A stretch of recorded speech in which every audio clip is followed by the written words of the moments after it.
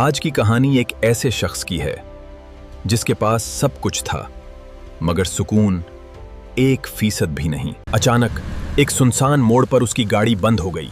اندھیری رات، موسلا دھار بارش اور دور دور تک کوئی مددگار نہیں۔ اے میرے رب، آج اس مسافر کی مشکل آسان کر دے۔ گئے اسے سمجھ نہیں آ رہا تھا کہ یہ بوڑھا کون ہے اور کس مسافر کی بات کر رہا ہے۔ احمد کے رونگٹے کھڑے ہو گئے۔ بات کر رہا ہے۔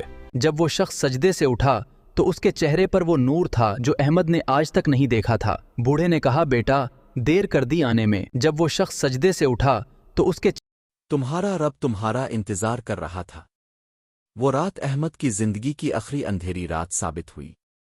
اللہ ہمیں وہاں روک دیتا ہے جہاں وہ ہمیں اپنی طرف موڑنا چاہتا ہے۔